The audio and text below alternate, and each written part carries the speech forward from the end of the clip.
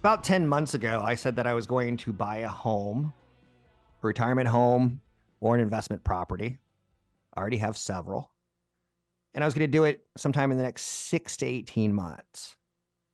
I'm kind of still at that range, in large part because last December we're expecting 6 rate cuts. Then we're expecting 3 rate cuts about a month ago. Now we're expecting 2 rate cuts. And I'm trying to play the teeter totter of buying a property before rates go lower when demand will go up. So I'm still shopping, and I still don't know if I have my mind made up to talk a little bit more about this and much, much more. Mr. Mortgage Man, Scott Thompson, he's with Change Mortgage. You can call and talk to him about anything mortgages, but I have him on my show. It's MrMortgageman.com. Um, Getting a mortgage pre-approval is something I will be doing soon with you because I do want to get that extra property. What things should I not do? I know I shouldn't take any big debts out on lines of credit because I want to manage that credit score right now, Scott. Good morning. Yeah, nope, that would be smart. Biggest thing is don't apply for new credit cards or any type of loans, or make any type of major purchases, appliances, anything big ticket. You don't want that hitting your credit, and any additional debt could hurt your debt to income ratio and jeopardize that pre-approval. And on top of that, I know that one of the things you'll ask for when working with me is my bank statements. And you're going to take a look to see if there was one month where I went from $100,000 cash. Why did you go down to 50,000? I go, I bought a boat. And you'd be like, that was a bad maneuver because your assets quickly dwindled, and lenders, they don't want to lose money. They want to lend intelligently. Let's talk about another don't. Don't create job or income stability.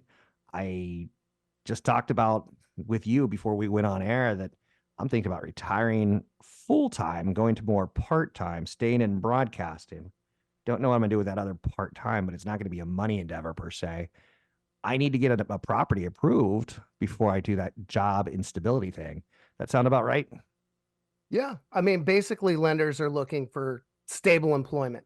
So any kind of change in jobs could raise a red flag. And you just don't want to do that, especially when you're trying to get in the pre-approval process. So even if a job that's going to pay you more money Yeah. seems like a good idea, a good move, which it probably is, timing wise, you just want to be really careful. Scott Thompson, Mr. Mortgage Man. We're talking about the don'ts, do not do when you're thinking about getting a home or a rental property, and you're going to need a mortgage assistance. Um, Another one that showed up on the list is don't make large deposits without documentation. Now, I don't think that hits me. What does this even mean? What are large deposits without documentation? If you get a big bonus Okay. and all of a sudden, let's just say $20,000 hit your bank account, you just need to be able to explain it. So documenting everything's important. That could be just in a bank statement and what's known as you may have to substantiate it with a letter, but other than that, just document everything. And that's something Scott can help on. When you get a mortgage, you get a service provider, and he's someone who walks you through it. He's going to ask for your statements. And let's say your in-laws want to help you out and get a home, and they give you $50,000 cash as a deposit money. That's going to have to be documented, is what he's trying to say. And he'll spot these, and he'll say, I need more information. That's what a good mortgage lender does. Another don't on the what not to do. This is funny. I like the double negatives in the world. What not to do. Don't rush the process. I agree with this one because um, I seem too busy in my life, and I want you to do all the work, and I want to, just tell me what you need, and but that's really not how it's best to shop for a mortgage because it is a big ticket item. Well, when you're going to get a pre-approval, you're going to inevitably fill out an application. So you want to take your time. And if you have any questions, you should right away ask your lender to go over them with you or even do the application together.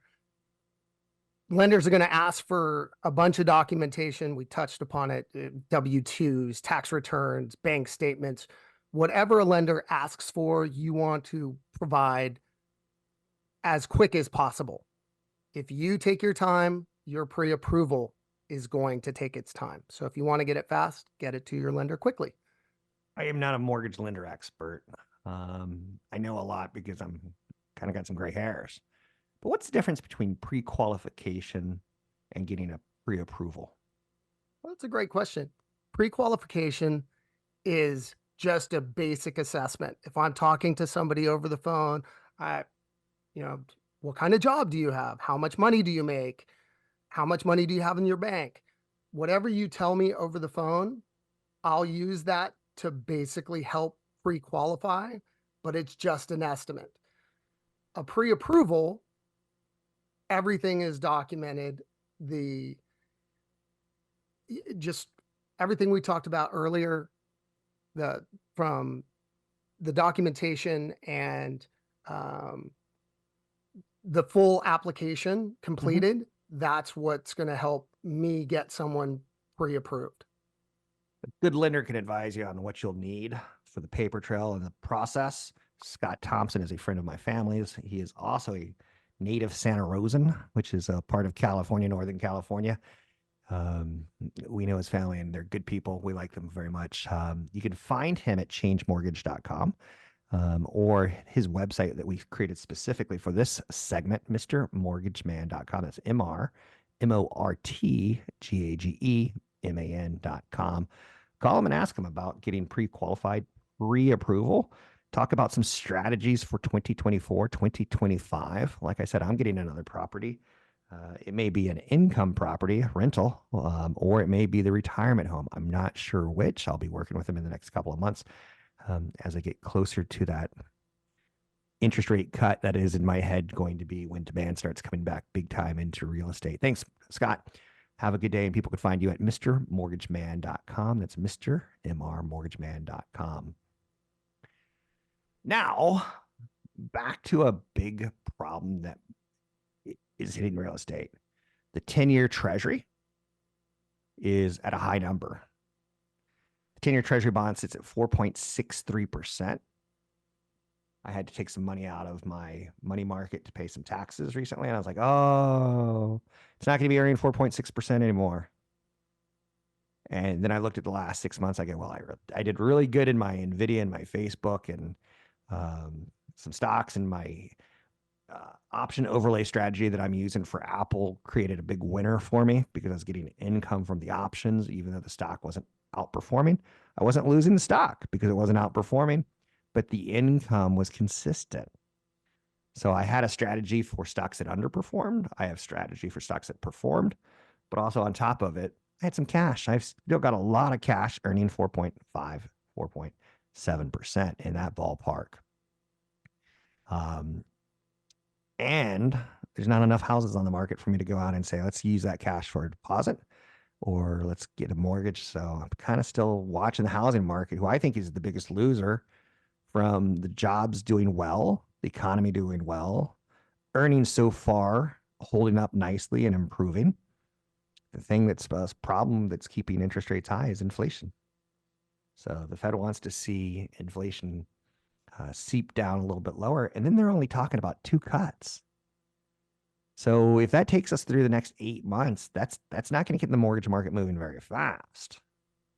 Now, again, not all mortgages are tied to the 10-year, and jumbos can be considerably cheaper than 30 years. And there is a strategy to be had there of find the property you want now, get the financing approved, lined up, build your cash reserve so you have more for a down payment, so that you're more, how shall we say, attractive to the sellers in the future. Lots going on this show. Lots going on. Tech earnings are back into the focus. AI needs to start delivering. Netflix is going to report today after the market. But then next week, we're going to start hearing from other companies. We're 17 months into the generative artificial intelligence revolution. So far, the benefits have gone to the picks and shovels players, companies like NVIDIA, AMD, Micron, Amazon Web Services, hardware vendors like Dell and Supermicro. I think I got most of them there, most of the big ones. But now investors are going to have to start seeing software sales, and the people are going to get the profit. Wedbush analyst Dan Ives, ever the optimist, says his myriad of field checks gives him high confidence that the AI revolution has begun to hit the next gear of growth, passing the baton to software from semiconductors. He thinks first quarter results will be a major catalyst for tech shares, with potentially a 15% rally by the end of 2024. He sees AI related outlays will be 8 to 10% of IT budgets in 2024, up from under 1% in 2023. So now we need to start seeing the software players do well. So crab apple, this is my favorite way of describing Apple. It's been a rough year on Apple shareholders thanks to a new antitrust lawsuit from the Department of Justice, difficult business conditions in China, lack of AI news, which should change in June with their new annual web developers conference. So what I told you earlier in this segment is I've been using an options overlay strategy, and it's doing me very well. It's something that I have a professional institution implement for me. I pay them very little for what I get as a nice income stream for holding on to the shares and not losing them, but selling options to others that might want to play the volatility. In this case, lack of volatility on the upside. Anyhow and anyway, Meta's platform stock has rallied 47% this year. Interesting stuff right now. Alphabet's up 12% for this year. You can find out more by listening to the show in the future, and a big event coming up in May 9th in Palo Alto at the Elks Lodge, Thursday night. Sign up at robblackshow.com.